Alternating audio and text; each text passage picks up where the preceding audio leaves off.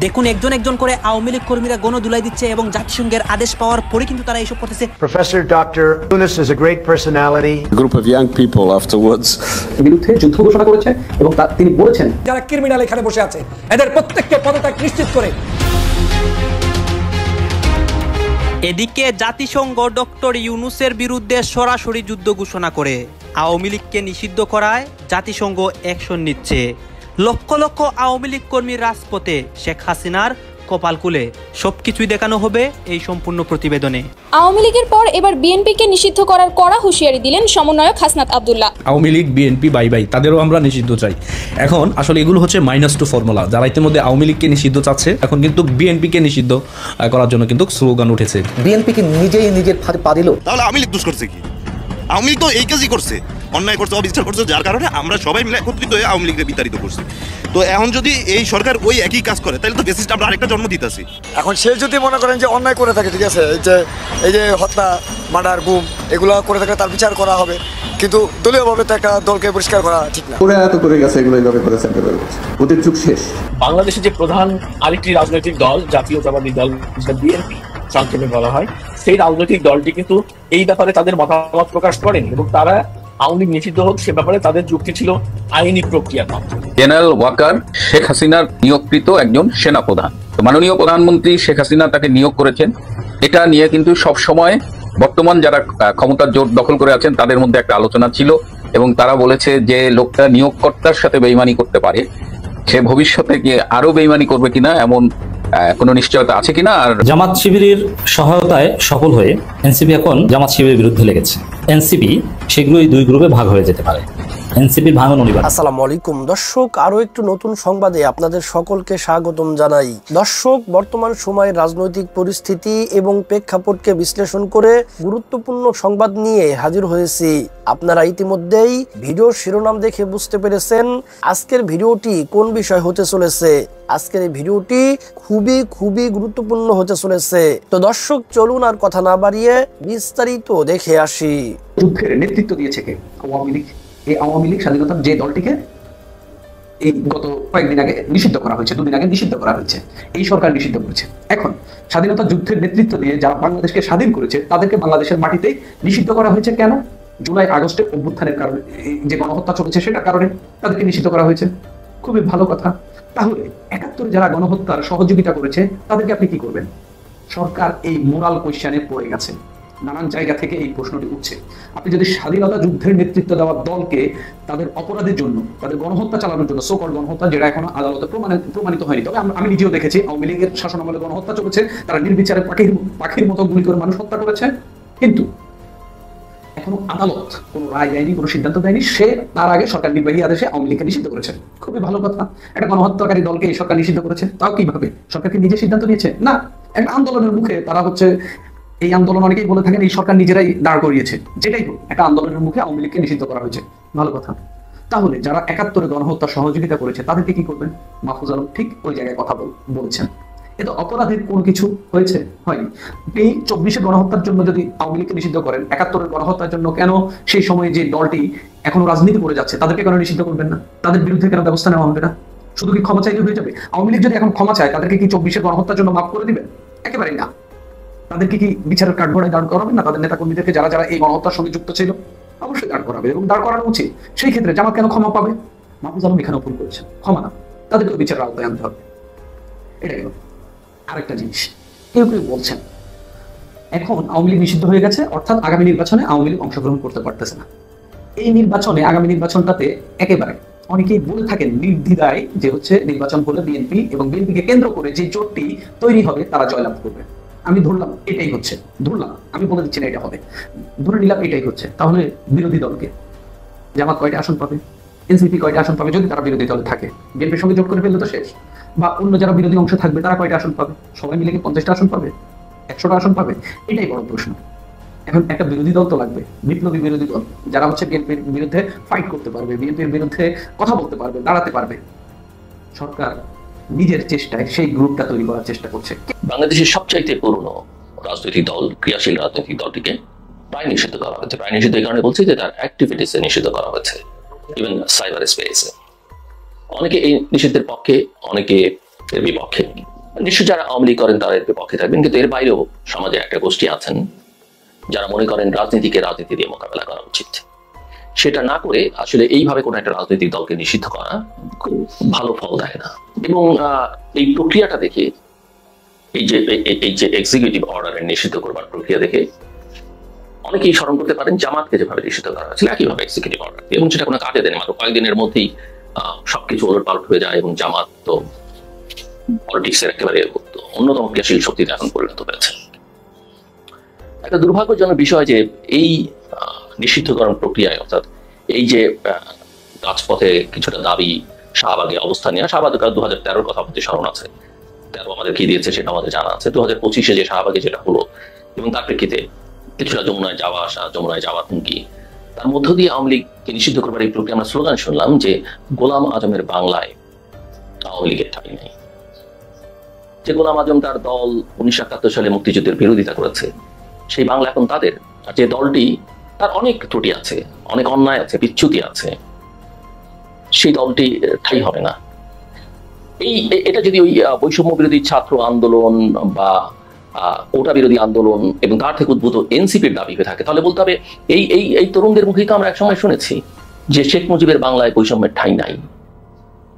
এই প্রক্রিয়া চলাকালীন দেখলাম আমরা বিএনপি একটা তারুণ্যের সমাবেশ করলো চট্টগ্রামে, সেখানে বাংলাদেশের অত্যন্ত খ্যাতিমান তারকা ক্রিকেটার তামিম ইকবাল বক্তৃতা করেছেন। সেটা নিয়ে এই আন্দোলনের একজন নেতা, এই আওয়ামী লীগ নিষিদ্ধের দাবির আন্দোলনের একজন নেতা যিনি অত্যন্ত পরিচিত, তিনি সোশ্যাল মিডিয়াতে একটা পোস্ট দিলেন শেখ হাসিনার সঙ্গে তামিম ইকবালের এবং তার স্ত্রীর একটা ছবি দিয়ে। এই বক্তব্য থেকে যে বারবার বলা হচ্ছে যে সেখানকার অবস্থার কথা, বাংলাদেশের অবস্থা তো এমনি খারাপ, নতুন করে আর কি ভালো হবে? এই নিষিদ্ধ করার মধ্যে দিয়ে কি ভালো হবে? এমনিতেই তো খারাপ অবস্থা, কি বলবেন?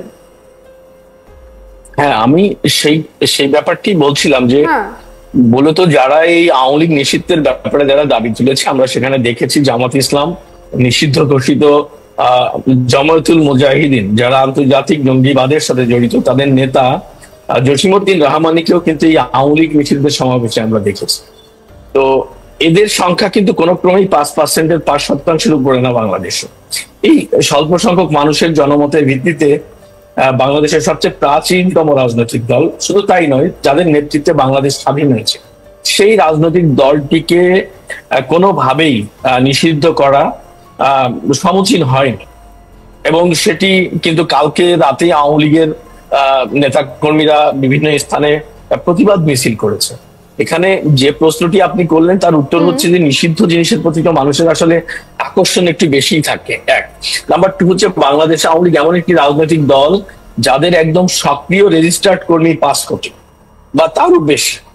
সেই 5 কোটি মানুষের রাজনৈতিক দলকে আপনি চাইলেই নিষিদ্ধ করতে পারেন না, আর নিষিদ্ধ করলেই তারা চুপসে যাবে বা পালিয়ে যাবে তার কোনো সুযোগ নেই। এখানে মূলত এই যে আসিফ নজরুল সাহেব যেটা বললেন যে নিরাপত্তার বিষয়গুলো, যেমন উনি বলেছেন যে জুলাই আন্দোলনের যারা নেতৃত্ব দিয়েছেন বা কর্মী, তাদের নিরাপত্তা, আন্তর্জাতিক যুদ্ধ অপরাধ ট্রাইব্যুনালের নিরাপত্তা, সাক্ষীদের নিরাপত্তা, নানা ইস্যু বলেছেন। এরা কারা? এরা মূলত কি সন্ত্রাসবাদের মাধ্যমে বাংলাদেশ একটি জঙ্গি কায়েমি সত্যবাদী রাষ্ট্র ব্যবস্থা তারা প্রতিষ্ঠিত করেছে। এই শ্রেণীটি তাদের নিরাপত্তার স্বার্থেই মূলত আওয়ামী লীগকে নিষিদ্ধ করেছে, কারণ আওয়ামী লীগ তো প্রতিবাদের দল, রাজপথের দল, তাদের দল কিন্তু জনসমর্থনের একটি দল, এবং এটা কৃষক, শ্রমিক, মেহনতি মানুষের দল। 1971 সালের মুক্তিযুদ্ধের ইতিহাস যদি আপনি পড়ে থাকেন, দেখবেন লুঙ্গি পরা মানুষ যারা কখনো প্যান্ট পরেনি, তাদের হাতে বন্দুক ছিল, তারা বাংলাদেশের মুক্তিযুদ্ধ করেছে। আর তখনকার টাই শুট পরা লোকজনগুলো বা প্যান্ট পরা লোকজনগুলো কিন্তু রাজাকার ছিল, তারা কিন্তু পাকিস্তানের পক্ষে অবস্থান নিয়েছিল। সুতরাং জনমানুষের দল, গণমানুষের দল, সেই দলকে নিষিদ্ধ করলে তাদের কিছু যায় আসে না। আর আমি তো যেটা বললাম যে 5 আগস্ট তাদেরকে নিষিদ্ধ করা হয়েছে, এটা আনুষ্ঠানিকতা ছিল না, কিন্তু এখন আনুষ্ঠানিকভাবে তারা ঘোষণা করেছে, তাদের বিচার হচ্ছে। কিসের বিচার হচ্ছে? 3200 পুলিশ মারা গেছে বাংলাদেশে এই জুলাই আগস্টে, তাদের তো বিচার নিয়ে কোনো প্রশ্ন নেই। বিচার হচ্ছে কাদের? যারা বলা হচ্ছে পুলিশ যাদের মেরেছে। তো সেটা তো অমীমাংসিত একটি বিষয়, সেই বিষয়টি সুরাহা না হওয়া পর্যন্ত আপনি বাংলাদেশের প্রধান রাজনৈতিক দলটাকে নিষিদ্ধ করলেন, এটা কোনো যৌক্তিকতা নেই। এটি মূলত জামাত, বিএনপি, হেফাজত অর্থাৎ আওয়ামী লীগ বিরোধী শক্তি তাদের দাবির একটা প্রতিফলন। কারণ এই যে সরকার, অন্তর্বর্তীকালীন সরকার যাদেরকে বলা হচ্ছে ডক্টর ইউনূসের নেতৃত্বে, এদের তো কোনো জনসমর্থন নেই, এরা কোনো পলিটিশিয়ান না, পলিটিক্স এর সাথে এদের কোনো সম্পৃক্ততা নেই, সুতরাং এদের কোনো পার্সোনাল উইংস নেই যারা তাদেরকে সেভ করবে, সেফ গার্ড হিসেবে কাজ করবে।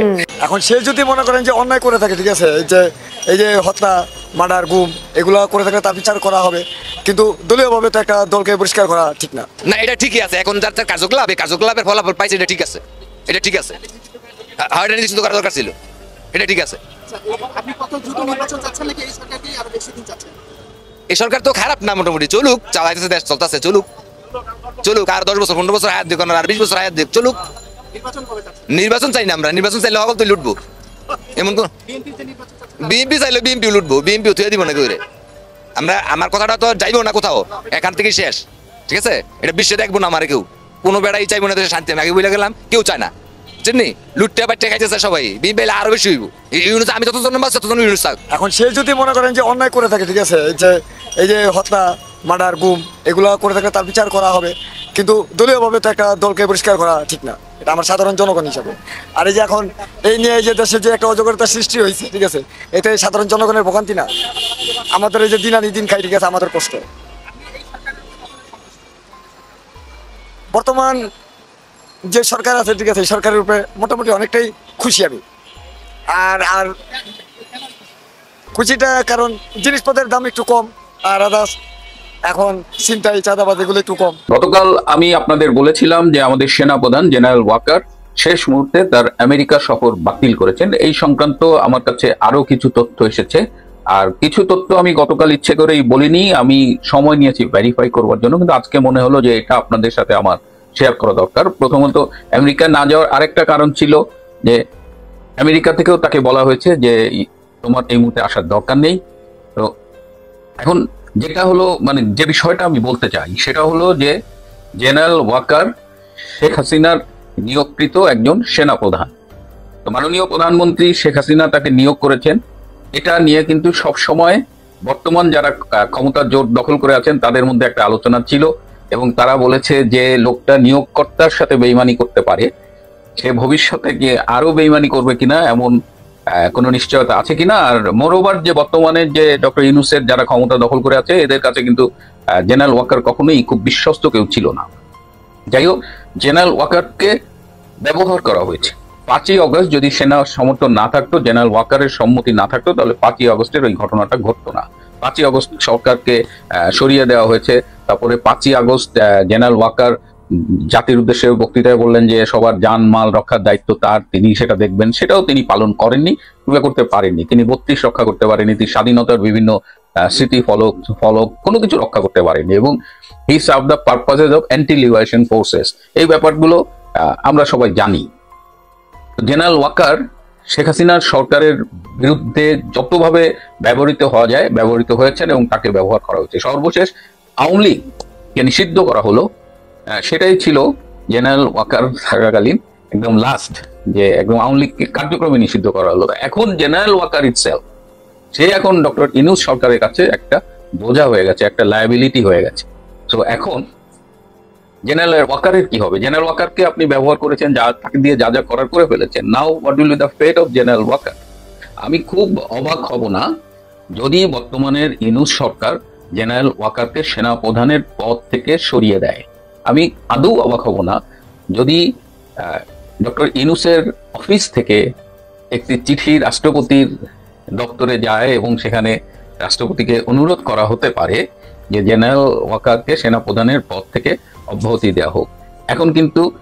এখন এটা একটা মানে হিউজ পসিবিলিটি দেখা দিয়েছে যে ইউ হ্যাভ ইউজড, মির্জাফরকে ব্যবহার করেছে, এখন তাকে ছুঁড়ে ফেলে দেওয়ার সময় এসেছে। এবং এই যে জুলাই আগস্টের গণহত্যা বলেন, সো কল্ড যে হত্যাকাণ্ডগুলো বলেন, তদন্তে সেখানে সেনা প্রধানের সম্পৃক্ততা আছে কিনা সেটা নিয়েও কিন্তু পর্দার আড়ালে আলোচনা আছে।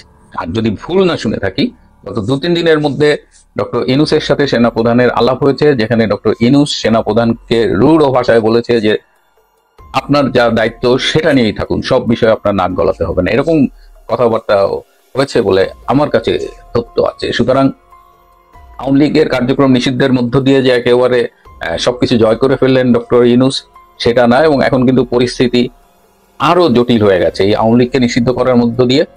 আওয়ামী লীগের জন্য যেটা একদিকে ভালো হয়েছে, কিন্তু বাংলাদেশের জন্য বর্তমান পরিস্থিতি খুব খারাপ হয়েছে। এখন যদি জেনারেল ওয়াকারকে সরিয়ে দেওয়া হয় তাহলে তিনি কি করবেন? তিনি কি সেই অব্যাহতি পত্র পাঠ বিদায় নেবেন? তাকে সরিয়ে দেওয়া হলে কি তাকে স্বাভাবিকভাবে সেফ এক্সিট দেওয়া হবে, নাকি তাকে গ্রেপ্তার করা হবে, নাকি তাকে গণহত্যার দায়ে অভিযুক্ত করা হবে? এই সবই কিন্তু মানে প্রশ্ন। এই প্রশ্নগুলো সামনে উঠে আসছে। নাকি এই অবস্থায় জেনারেল ওয়াকার কোনো ব্যবস্থা নেবেন? জেনারেল ওয়াকার এর আগে জাতি দেশ তার কাছে অনেক কিছু প্রত্যাশা করেছিল, কিন্তু সময় উপযোগী কোনো পদক্ষেপ তিনি নেননি, এবং না নিতে নিতে তার এই অক্ষমতা ব্যর্থতার কারণে আজকে দেশ এই জায়গায় এসে দাঁড়িয়েছে। সো এই অবস্থায় জেনারেল ওয়াকার কে ডক্টর ইউনূস কি সরিয়ে দেবেন? যদি সরিয়ে দেন, জেনারেল ওয়াকার কি করবেন?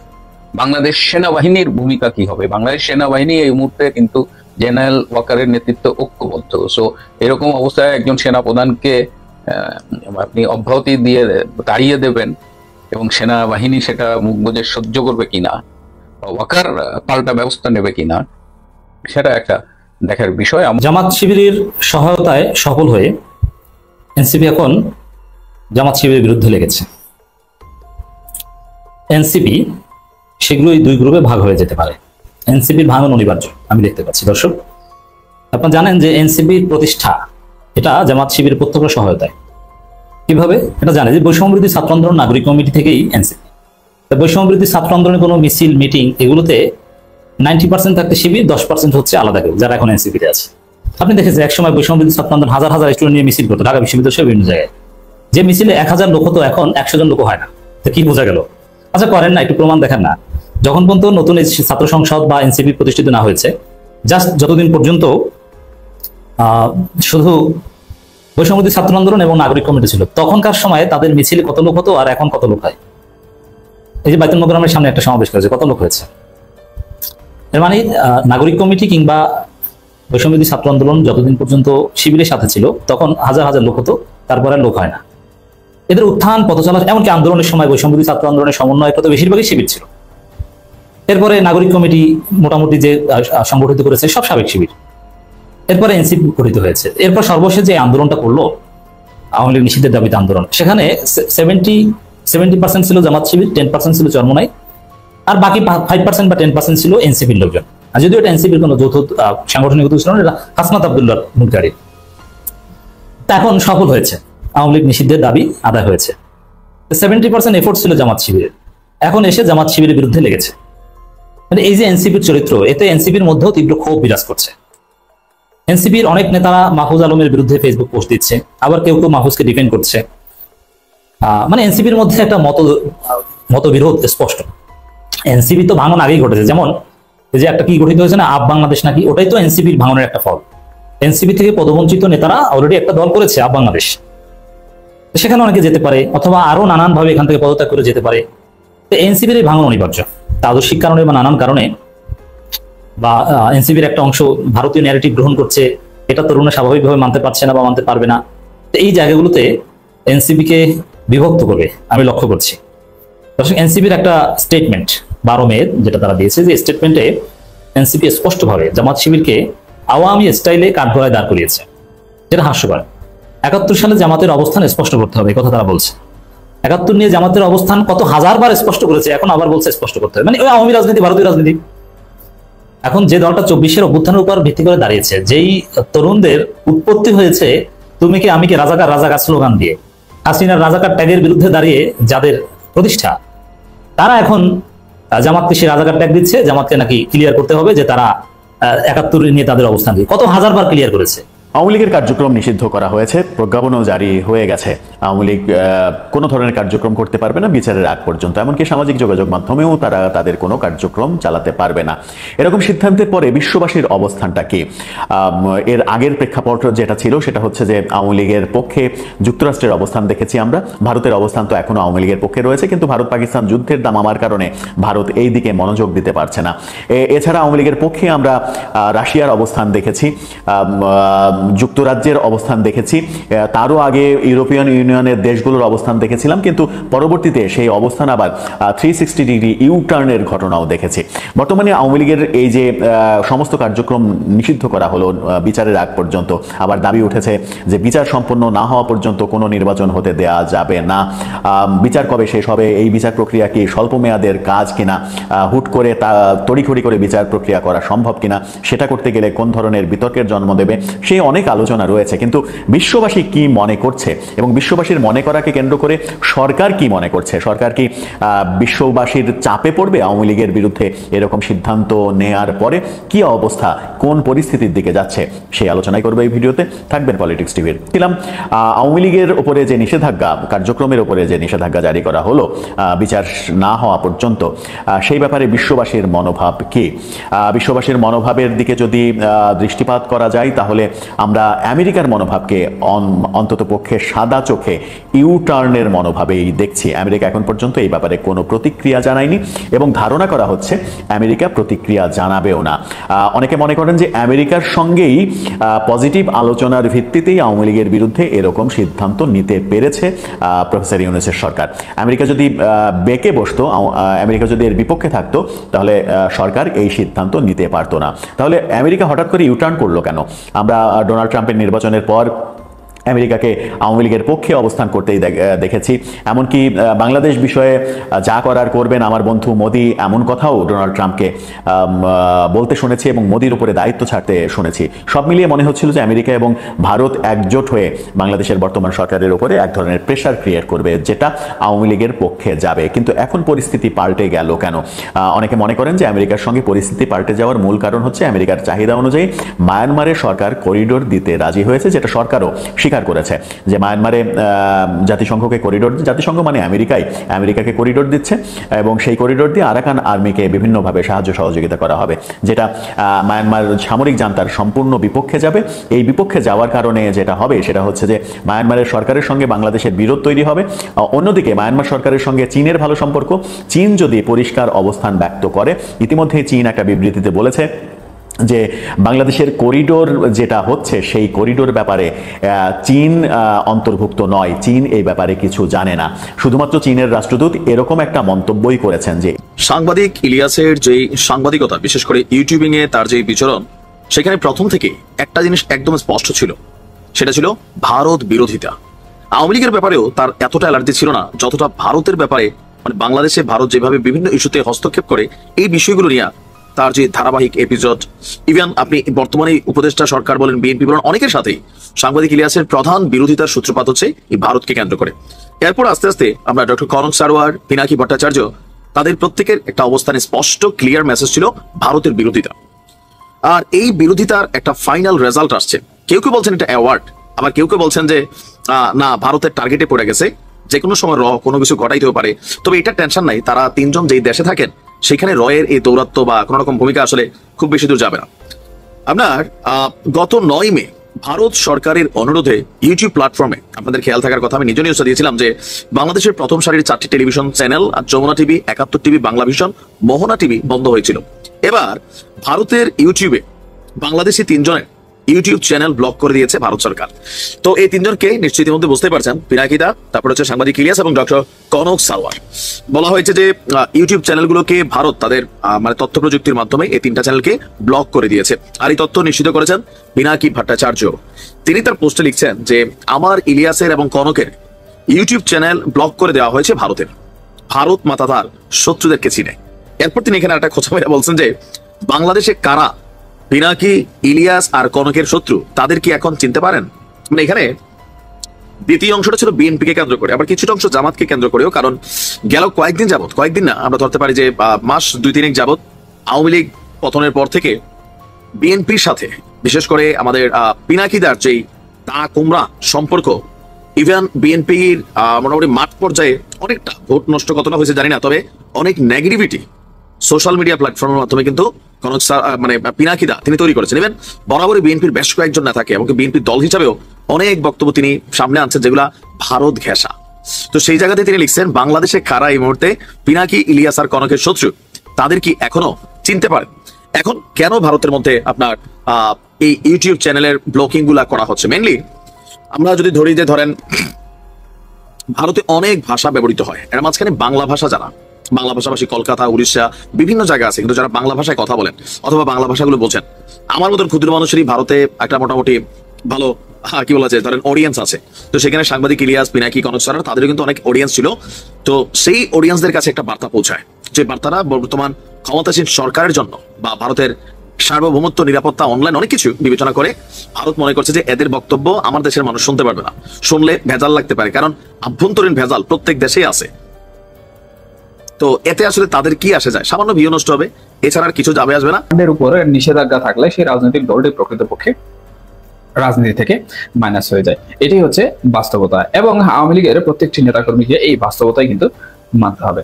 তবে অন্তর্বর্তীকালীন সরকার যে সিদ্ধান্ত নিয়েছে সেই সিদ্ধান্ত প্রকৃতপক্ষে আমরা দেখেছি যে বাংলাদেশ আওয়ামী লীগ কিন্তু ঘৃণা ভরে প্রত্যাখ্যান করেছে, এবং বাংলাদেশ আওয়ামী লীগের যে বিষয়গুলো অনলাইনে বা সামাজিক যোগাযোগ মাধ্যম কিংবা গণমাধ্যম সময় আমরা দেখতে পাচ্ছি, ভারতীয় গণমাধ্যম থেকে শুরু করে অন্যান্য যে সকল প্রচার মাধ্যম রয়েছে সেগুলোতে দেখতে পাচ্ছি যে তারা বলেছে যে অবৈধ এবং অসাংবিধানিক অন্তর্বর্তীকালীন সরকারের এই সিদ্ধান্ত বা দখলদার অন্তর্বর্তীকালীন সরকারের এই সিদ্ধান্ত তারা কোনোভাবেই মানে না।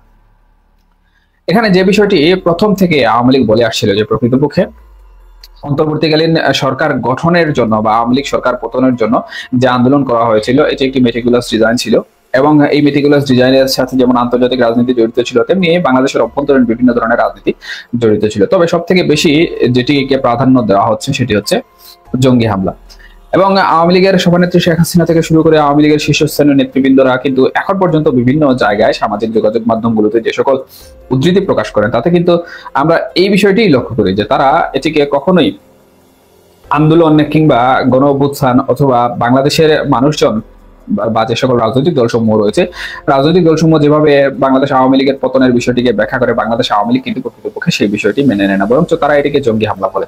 এটি আসলে আমার দৃষ্টিতে একটি স্বাভাবিক বিষয়, কারণ যাদের পতন হয় তারা কোনোভাবেই কিন্তু এই বিষয়টি মেনে নেবে না যে একটি গণ অভ্যুত্থানের মাধ্যমে তাদের পতন হয়েছে বা একটি বিপ্লবের মাধ্যমে তাদের পতন হয়েছে। যদিও এখন পর্যন্ত বিপ্লব হিসাবে জুলাই এবং আগস্ট মাসে যে সরকার পতনের আন্দোলন হয়েছে সেই আন্দোলনটি এখন পর্যন্ত স্বীকৃত হয়নি। এখন এই বিপ্লবের ঘোষণাপত্র যদি চলে আসে তাহলে হয়তোবা এই বিষয়টি বিপ্লব। সম্মানিত দর্শক শ্রোতা, আশা করি পুরো ভিডিওটি দেখেছেন এবং সবকিছু বুঝতে পেরেছেন। এ বিষয় নিয়ে যদি আপনাদের কোনো মন্তব্য থেকে থাকে, আপনাদের মূল্যবান মন্তব্য অবশ্যই কমেন্ট সেকশনে জানিয়ে দিবেন। ভিডিওটি এ পর্যন্তই। ভিডিওটি ভালো লাগলে লাইক এবং শেয়ার করে দিয়েন। আর হ্যাঁ, চ্যানেলটি যদি এখনো সাবস্ক্রাইব করে না থাকেন দয়া করে চ্যানেলটি সাবস্ক্রাইব করে দিয়েন। ভালো থাকুন, সুস্থ থাকুন, এই দোয়া রইল। বেঁচে থাকলে দেখা হবে পরের ভিডিওতে। আল্লাহ হাফেজ।